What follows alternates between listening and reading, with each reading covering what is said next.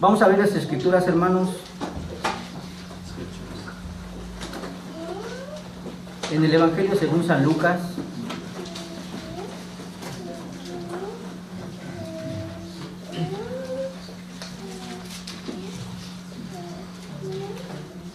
En el capítulo número 14, hermanos. Evangelio según San Lucas, capítulo 14. Y vamos a leer todos juntos, hermanos, el versículo número 28. Evangelio San Lucas, capítulo 14, versículo número 28. ¿Todos lo tenemos, hermanos? Todos juntos, dice así la palabra del Señor. Porque ¿quién de vosotros, queriendo edificar una torre, no se sienta primero y calcula los gastos a ver si tiene lo que necesita para acabarla? Vamos a orar, hermanos. Nuestro buen Dios, hoy en esta tarde, Señor, te damos muchas gracias, Padre, por la oportunidad, Señor, que nos das de poder escuchar tu palabra, Dios. Gracias te doy, Señor, por la oportunidad que me das, Señor, de republicar tu palabra, Dios. Y te queremos pedir, Dios, en el nombre de nuestro Señor Jesucristo, que prepares cada uno de los corazones, Señor, que te escuchan este día, Padre. Gracias te damos, Dios. Gracias te damos, Señor, en esta mañana, Padre, en esta tarde, Dios. Bendito Dios, también te queremos pedir, Padre, que no solamente quede en nuestros corazones, Dios, lo que escucharemos de ti, mi Dios, sino que también pongamos en práctica, Padre, en nuestra vida diaria, Señor, lo que a ti te agrada, Padre. Estamos agradecidos, Dios, de que nos das la oportunidad de escuchar tu voz, mi Dios. Gracias te damos, Padre, en el nombre que es sobre todo nombre, en el nombre de nuestro Señor Jesucristo, te damos muchas gracias, Padre. Amén. Amén.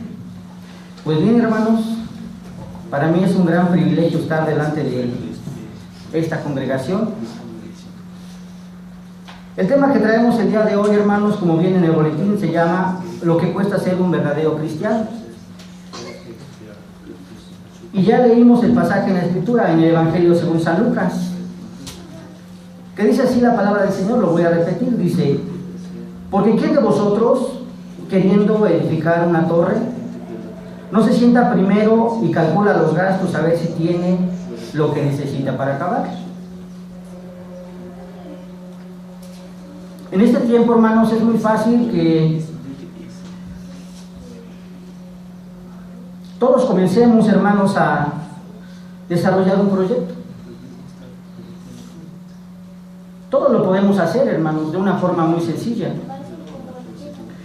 Pero vamos a ver, hermanos, que anteriormente, cuando alguien compraba un terreno, simplemente lo compraba y empezaba a construir por todos lados, porque tenía la necesidad de vivir. Y no se tomaba el tiempo esta persona que compraba a lo mejor este terreno en desarrollar un proyecto. Y después de que desarrollaba un proyecto por una persona especialista, se sentaba y empezaba a calcular todo el costo que llevaba construir su propio hogar. En este tiempo también, hermanos, ya no se calcula. Simplemente nosotros, cuando nos vamos a vivir a otro lado, nuestra necesidad es vivir, tener un lugar donde quedarnos. Y eso es en relación a la vivienda, pero vamos a poner otro ejemplo. Cuando estudiamos una carrera. Cuando nosotros estudiamos una carrera, ya sea universitaria o ya sea técnica, nunca nos ponemos a pensar, hermanos, cuáles son los costos que nosotros tenemos que pagar para poder estudiar una carrera, ya sea técnica, ya sea una licenciatura, cualquier carrera que nosotros estudiemos. No nos ponemos a pensar que cuando nosotros estamos estudiando esa carrera tenemos que pagar proyectos, tenemos que pagar también trabajos, investigaciones, visitas a campo, muchas cosas se tienen que pagar para poder estudiar una carrera. Y no nada más esa, porque nada más el trasladarte al lugar donde tú te vas a poner a estudiar tiene un costo, hermanos. ¿Qué pasa, hermanos, cuando tú te vas de viaje?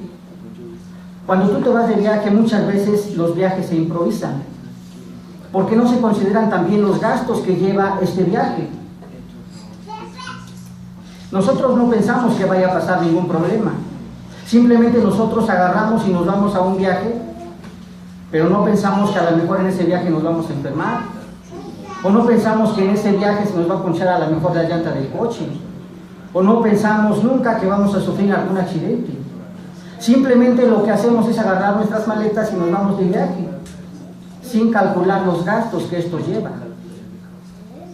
Pero ¿qué pasa con la vida cristiana, hermanos? Vivir la vida cristiana también tiene un costo, también tiene un precio que se tiene que pagar. Y no quiero irme desde el punto de vista arminiano, porque es cierto, hermanos, que el costo para ser cristiano lo pagó Cristo Jesús en la cruz. Pero vamos a ver en esta mañana, hermanos, en esta tarde, dos puntos muy importantes que vamos a desarrollar. En primer lugar, vamos a ver qué significa ser un cristiano verdaderamente santo. Y en segundo punto, hermanos, vamos a ver cuál es el costo que estamos dispuestos nosotros a pagar para ser un cristiano verdaderamente santo. Vamos al primer punto, hermanos. Primeramente, ¿qué significa ser un cristiano? En este tiempo, hermanos, y más en estas 2 semanas que acaban de pasar, es muy fácil que la gente se llame cristiana. Porque nosotros vemos, hermanos, como las diferentes iglesias le enseñan a su congregación lo que Cristo Jesús padeció en la cruz. Inclusive también lo vemos en representaciones, como Cristo Jesús sufrió. Pero ¿qué pasa después de que pasan estas 2 semanas? La mayoría de la gente ni siquiera se acuerda de Cristo Jesús en toda su vida.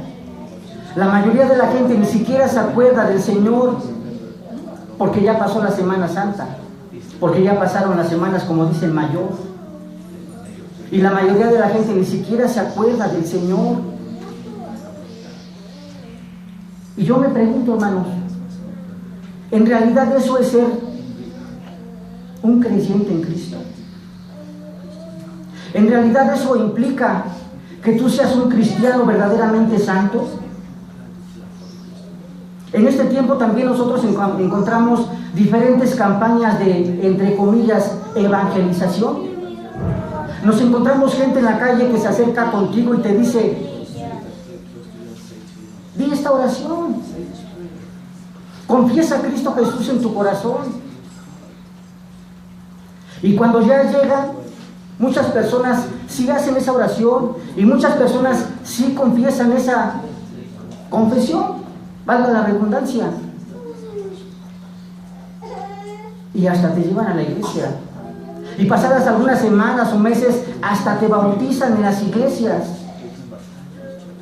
Pero pasado este bautizo y estas semanas o estos meses, después de haber hecho esta oración, hermanos, las personas siguen siendo completamente iguales. No han cambiado absolutamente nada. Y yo me pregunto, hermanos, y yo les pregunto, ¿eso es ser verdaderamente un cristiano? ¿Eso es ser verdaderamente un creyente en Cristo Jesús? ¿Eso es ser verdaderamente un creyente santo? Vamos a ver en realidad lo que significa ser un verdadero creyente en Cristo Jesús, un creyente completamente santo. Pero para poder entender esto, vámonos al principio, hermanos, al libro de Génesis. Nosotros conocemos claramente en el libro de Génesis que al principio creó Dios todas las cosas buenas y en gran manera. Nosotros observamos diariamente el sol, hermanos. Nosotros observamos diariamente todo lo que nuestros ojos pueden ver. Vemos la luna, las estrellas, vemos donde nosotros vivimos. Y esa creación la hizo Dios.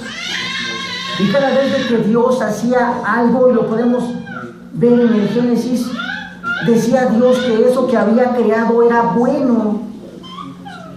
Y después de que creó Dios toda esta creación tan perfecta y bella, nosotros encontramos también de la misma forma al hombre que fue creado por Dios.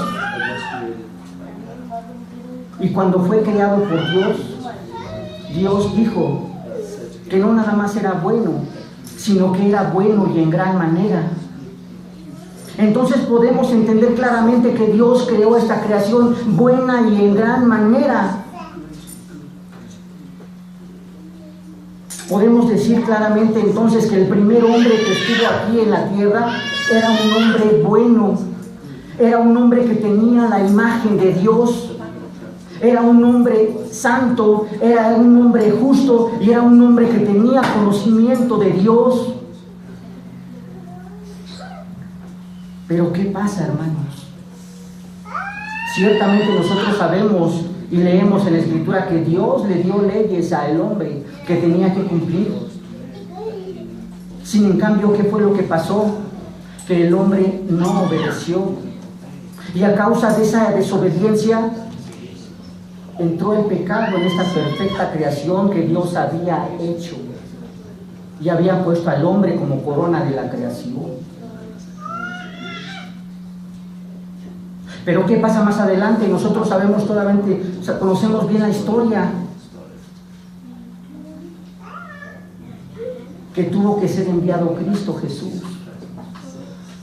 Que tuvo que ser enviado Cristo Jesús para restaurar aquello que se había distorsionado.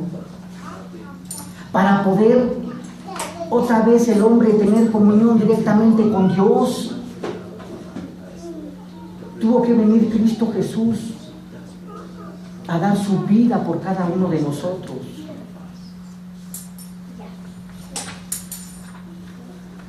Sin embargo, no lo reconocemos. No nos damos cuenta de este precioso sacrificio que hizo Cristo Jesús. Dice la palabra de Dios en el libro de Filipenses, no lo busquen, escuchen, capítulo 2, versículos del 6 al 8. El cual, siendo en forma de Dios, no estimó ser igual a Dios como cosa a que aferrarse, sino que se despojó de sí mismo, tomando forma de siervo, hecho semejante a los hombres, y estando en la condición de hombre, se humilló a sí mismo, haciéndose obediente hasta la muerte y muerte de cruz. Pero alguno me podría decir, hermano, lo que usted me está hablando es acerca de la creación, la caída y la redención. Pero no tiene que ver nada, hermano, con que yo sea un verdadero creyente en Cristo Jesús. No encuentro todavía la relación, me podría decir alguno. Pero vamos a ver que sí tiene una relación muy estrecha entre el hombre regenerado y lo que está pasando ahorita. Creación, caída y redención, hermano. Dice la palabra de Dios en el libro de Romanos capítulo 8, versículos del 29 al 30. Porque los que antes conoció, también los predestinó para que fuesen hechos conforme a la imagen de su Hijo, para que Él sea el primogénito entre muchos hermanos. Y a los que predestinó, a estos también llamó. Y a los que llamó, a estos también justificó. Y a los que justificó, a estos también glorificó. Nosotros debemos entender claramente, hermanos, que nosotros fuimos primeramente predestinados por Dios. Nosotros primeramente fuimos elegidos por Dios desde antes de la fundación del mundo para que nosotros pudiéramos alzar los ojos al sacrificio de Cristo Jesús.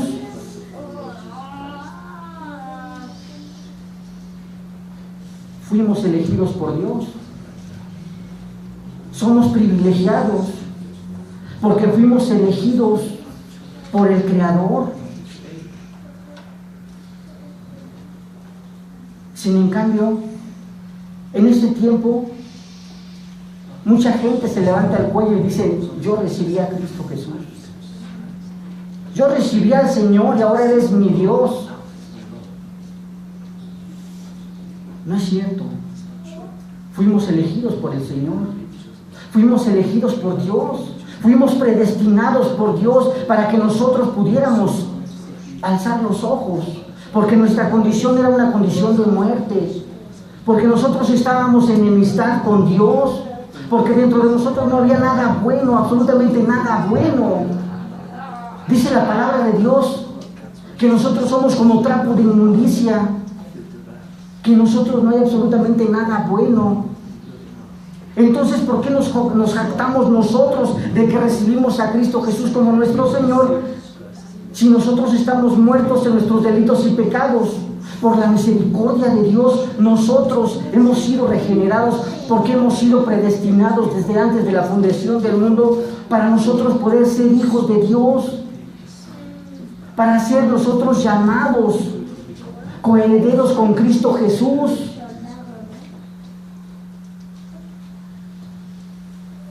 Entonces, hermanos, ¿quiénes son aquellos verdaderos creyentes santos? Aquellos que hacen una pequeña oración o que siguen 5 puntos para poder ser cristianos, o aquellos que en realidad han sido predestinados desde antes de la fundación del mundo para ser hijos de Dios. Somos privilegiados, hermanos, porque ahora somos hijos de Dios, porque ahora somos cristianos, somos verdaderos cristianos santos. Como decía el pastor, somos apartados para vivir una vida santa, una vida que debe de agradarle a Dios, hermano. Y así podemos terminar el primer punto, hermanos, y lo podemos entender de una forma clara. ¿Quiénes son aquellos verdaderos cristianos? Aquellos verdaderos creyentes santos en Cristo Jesús, hermanos. Vamos a ver el segundo punto, hermanos. El segundo punto es: ¿qué es lo que te demanda tu Señor? ¿O qué es lo que te demanda Dios como pago para ser un creyente? En este punto, hermanos, quiero hacer primeramente una aclaración. No quiero referirme, hermanos, al precio que se debe de pagar por la salvación, sino a lo que tú estás dispuesto de darle a tu Señor. ¿A qué estás dispuesto tú como cristiano? ¿Qué estás dispuesto tú a darle a tu Señor, a tu Dios? ¿Qué estamos dispuestos, hermanos?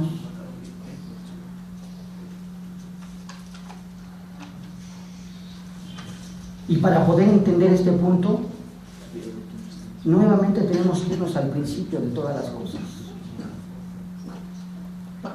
Lo que le pedía a Dios a Adán era obediencia. Obediencia a sus mandatos. Obediencia a su ley. Nosotros sabemos claramente que Dios se manifiesta de 3 maneras: a través de su palabra creacional, a través de su palabra autoritativa y a través de su palabra direccional. Y si nosotros sabemos que nuestra obligación como cristianos es obedecer los mandamientos de Dios, nuestra obligación como hijos de Dios es obedecer su palabra direccional, entonces tenemos la palabra direccional más segura, que es la palabra de Dios. Y si nosotros sabemos, hermanos, que el resumen de toda la palabra o de toda la ley es, como lo expresamos en Mateo 22, del 37 al 40, dice: Jesús les dijo: amarás al Señor tu Dios con todo tu corazón, con toda tu alma y con toda tu mente.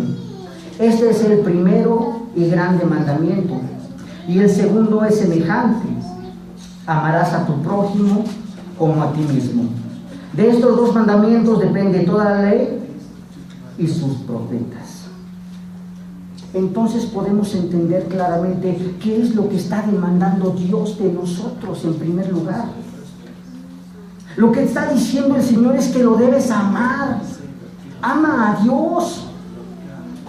Dice la palabra del Señor que debes amar a Dios con todo tu corazón, con todo tu ser, con todo lo que tú eres.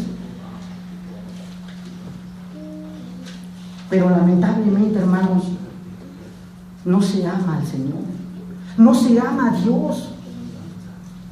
Amamos cualquier otra cosa menos a Dios. Amamos a nuestro trabajo, amamos a nuestra familia,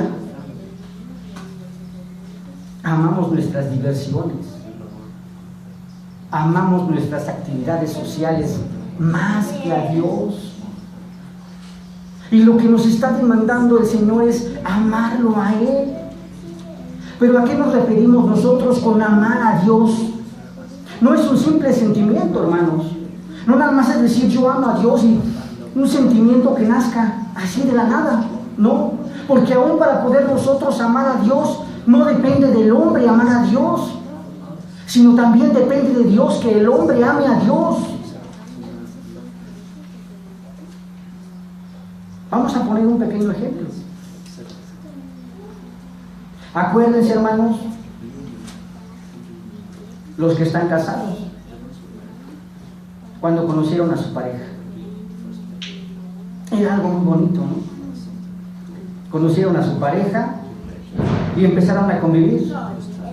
Poco a poco se fueron conociendo. Poco a poco fueron viendo sus encantos. Y al pasar el tiempo, se fueron enamorando de su pareja. La mujer se enamoró del varón y el varón se enamoró de la mujer. Fue algo muy bonito, fue algo muy bello. Y de este producto del amor resultó un matrimonio. Y después de que se casaron, tuvieron un hijo. Tuvieron un fruto de su amor. No se conocieron enamorados, ¿o sí? ¿En qué circunstancias se conocieron? Se conocieron porque primeramente se vieron. Es lo mismo con nuestro Señor. Con nuestro Señor, primeramente, el Espíritu Santo tuvo que estar en nuestros corazones para que nosotros pudiéramos ver a Dios y pudiéramos empezar a ver todos los atributos que Dios tiene. Y nos empezamos a enamorar de Dios. Lo empezamos a amar, lo empezamos a conocer. Lo amamos de tal manera que ahora nos impacta. Podemos ver todos sus atributos, todas sus maravillas que Dios ha hecho con nosotros día con día. Y ese amor no se queda ahí, sino que después nosotros también tenemos frutos en nuestra vida, como cristianos, como hijos de Dios. Sin en cambio, es triste y lamentable ver que ya no se ama al Señor en las iglesias. Ya no se ama al Señor, porque tienen un pesar en su corazón. Le dicen, vamos a la iglesia. Ay, no, voy después o voy más tarde. Se dicen cristianos nada más, pues cuando hay veladas de oración, o cuando hay reuniones de jóvenes o reuniones de matrimonios. Ay, sí son cristianos. Y hasta su forma de hablar cambia bastante, ¿no? Pero ¿qué con tu demás vida? En tu trabajo, en tu negocio, en la escuela donde te desarrollas. Ahí también amas a Dios. Das testimonio de que tú amas a Dios, hermano.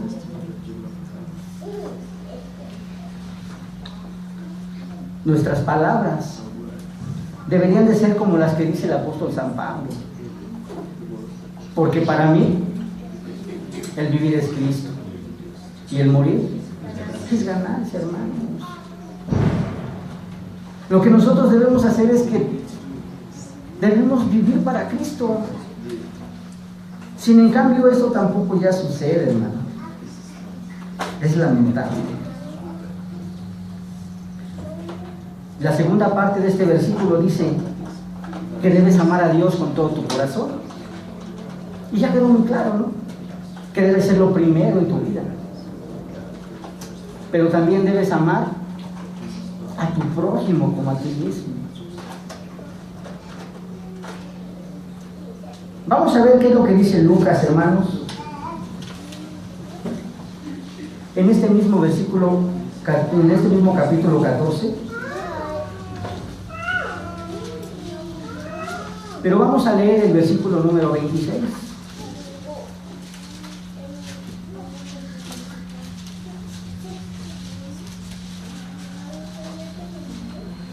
Dice así la palabra del Señor, sigan con su vista.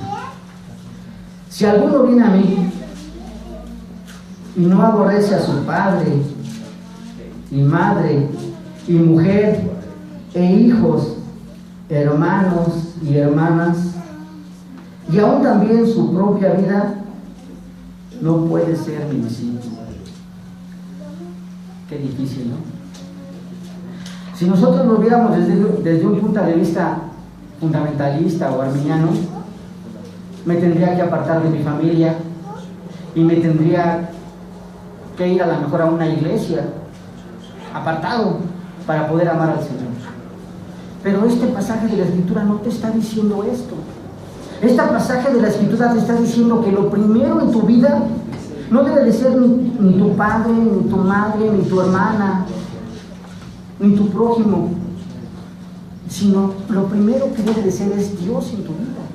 Eso debe de ser lo primero. Y la segunda parte de este versículo dice que debes también amar a tu prójimo. Hay otra parte que se llama la responsabilidad humana, que tú eres responsable delante de Dios, de tu padre, de tu madre, de tu hijo, de tu hija, de tu prójimo, de tu siervo. Eres responsable delante de Dios, de aquellos que te rodean, y no nada más de las personas, sino de toda la creación. Eres responsable delante de Dios. Pero podemos observar que tampoco esto se cumple, porque si nosotros no amamos a nuestro prójimo, cuanto menos vamos a poder amar a Dios. Si no amamos a nuestro prójimo que podemos ver, menos vamos a amar a Dios, que no vemos con nuestros ojos. Amar a Dios es algo que aún tampoco depende del hombre, como dijimos hace un momento, que también depende de Dios. Pero vayamos al segundo punto, al segundo requisito que Dios está pidiendo como pago para ser un creyente santo en Cristo, un verdadero creyente santo. Dios te está pidiendo también, hermano, que vivas una verdadera santidad. Alguno podría decirme, vamos a ver primero el término de santidad, porque santidad es que me apartara yo lejos a un monasterio y no pecara. No, eso no es santidad. Dice la palabra del Señor, hermanos, en el primer libro de Pedro, capítulo 1, versículo 15 y 16. Sino como aquel que nos llamó es santo, sé también vosotros santos en toda vuestra manera de vivir, porque escrito está, sed santo, porque yo soy santo. Y en el libro de Isaías, capítulo número 1, versículo 16 y 17a, dice así la palabra del Señor: lavaos y limpiaos, quitad la iniquidad de vuestras obras de delante de mis ojos, dejad de hacer lo malo, aprender a hacer el bien, buscar el juicio, restituir al agraviado. Y para poder nosotros nuevamente entender que nosotros debemos vivir una vida santa, nuevamente nos tenemos que trasladar al principio de todas las cosas.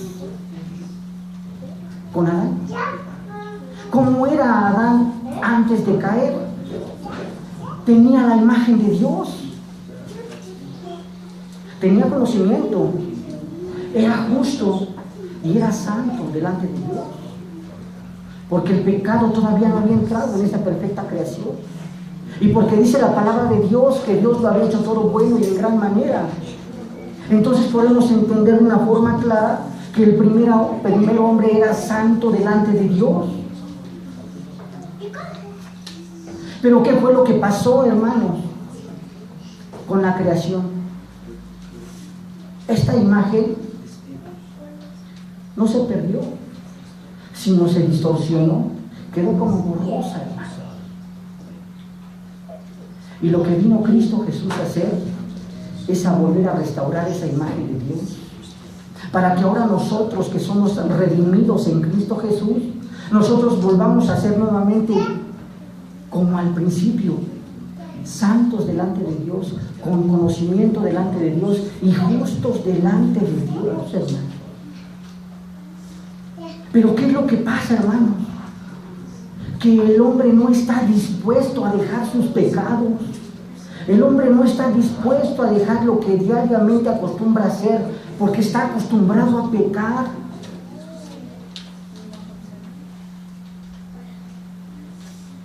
Muchas veces el hombre piensa que nada más los pecados escandalosos son pecados. ¿Como cuáles pecados escandalosos? Como el homicidio. Pecados escandalosos como el adulterio, el robo. Esos pecados son escandalosos, ciertamente, pero son los únicos pecados que existen. No, hermanos, no. Piensan que las mentiras no son pecados, porque el hombre está acostumbrado a mentir y a mentir y a mentir y a mentir y a mentir. Piensan que los malos pensamientos tampoco son pecados, porque nadie nos escucha, porque están nada más en su mente y en su corazón. Y lo siguen haciendo comúnmente. Y no consideran que eso también es un pecado. Pero esos serán todos los pecados. Dice la palabra de Dios en Santiago capítulo 4, versículo 17, hermanos. Y el que sabe hacer lo bueno y no lo hace, eso también es pecado. Eso también es pecado. ¿Cuántas veces nosotros, hermanos, ahora que ya somos regenerados, ahora que ya somos hijos de Dios, ahora que ya somos redimidos, cuántas veces nosotros nos preocupamos por nuestro padre o por nuestra madre, por las necesidades que ellos tienen, tanto físicas como económicas, morales, espirituales? ¿Cuántas veces nosotros nos preocupamos por ellos como hijos de Dios? Dejamos a los padres abandonados, dejamos a los padres que vivan como puedan. A lo mejor los vamos a visitar una vez o dos veces al mes o cada 2 meses, porque ahora tenemos una familia y tenemos un compromiso. También es nuestra responsabilidad delante de Dios de ir a verlos. No ver por ellos, hermanos, estamos cometiendo un gran pecado. ¿Cuántas veces nosotros como hijos de familia obedecemos a nuestros padres? Porque dice la palabra de Dios, obedecer a vuestros padres en todo, porque esto es bueno. ¿Cuántas veces nosotros como hijos de Dios obedecemos a nuestros padres? Porque somos rebeldes, hermano. Porque no queremos someternos a lo que nos dice nuestro padre ni nuestra madre. ¿Cuántas veces nosotros nos preocupamos por nuestro prójimo? ¿Y a qué me refiero con prójimo? ¿Nada más a tu hermano de la iglesia? ¿O al que vive a un lado de ti? ¿O a tu hermano carnal? ¿O a tu padre o a tu madre? No, sino todo aquel que tiene necesidad. Nos preocupamos nosotros por ellos.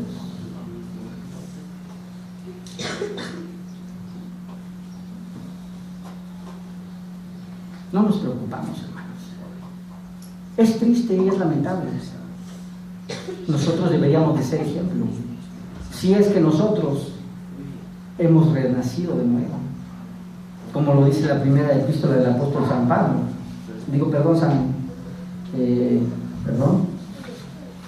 De San Pedro, capítulo 1, hermanos. Vamos a leerlo para que veamos, hermanos.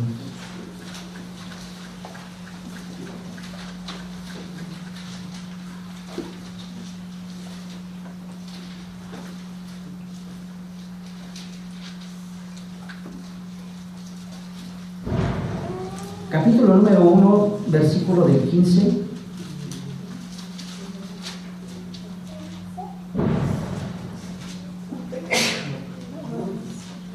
hasta el 21, hermanos.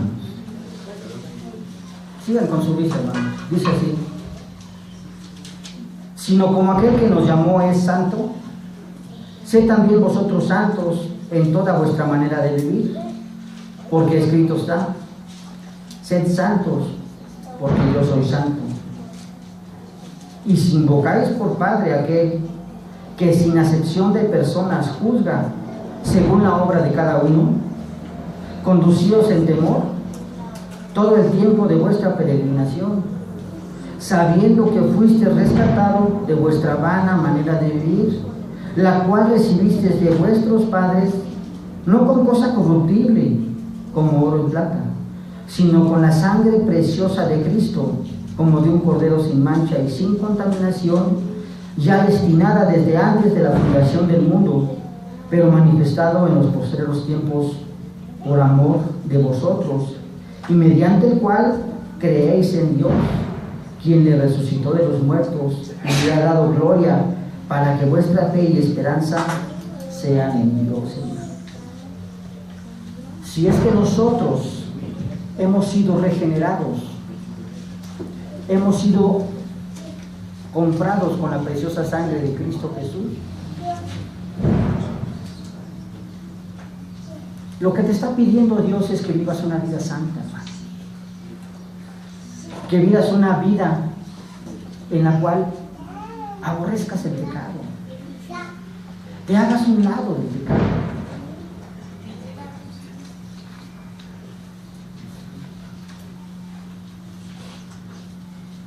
Vamos a llegar a una conclusión, hermanos, acerca de este tema.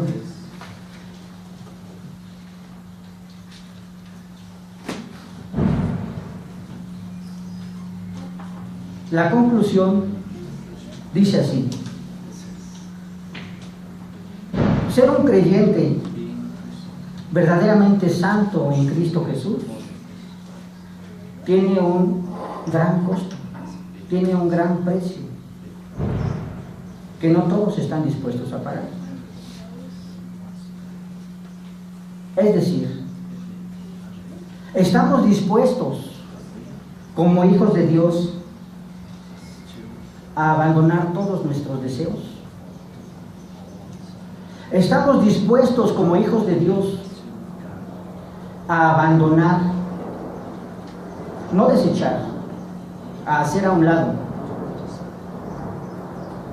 todo aquello que nos arrastra en este mundo. ¿Estamos dispuestos, hermano, para poder agradar a Dios? Y como hijos de Dios, solamente lo podemos cumplir si hemos sido regenerados, hermano.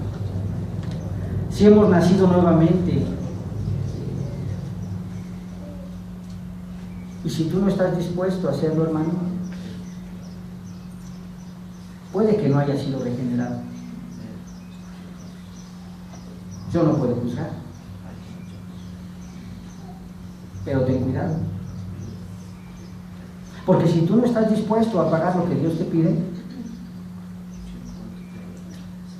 puede ser que tú también seas cortado y sufrir eternamente. ¿Estamos dispuestos a pagar ese precio, hermano? ¿Estamos dispuestos a hacerlo? Podría alguien pensar, es un precio muy alto, pero no se compara nada con el precio que pagó Cristo Jesús por nosotros. No se compara absolutamente nada con lo que pagó en la cruz, que derramó su preciosa sangre por nosotros. ¿Se considera mucho el precio que tú vas a dar, hermano? Y de la misma forma no estoy hablando de moralismo, estoy hablando de una vida integral, de una vida apartada para tu Señor, una vida que solamente tú le puedes dar a Dios. Yo no te puedo obligar, ni te puede obligar el pastor ni los ancianos a que tu vida cambie. Es un compromiso que solamente tienes tú con tu Dios. Es un compromiso personal. Nadie te puede obligar. Dios es el único que sabe quién está con todo su corazón sirviéndole y que puede pagar ese precio. Vamos a orar, hermanos.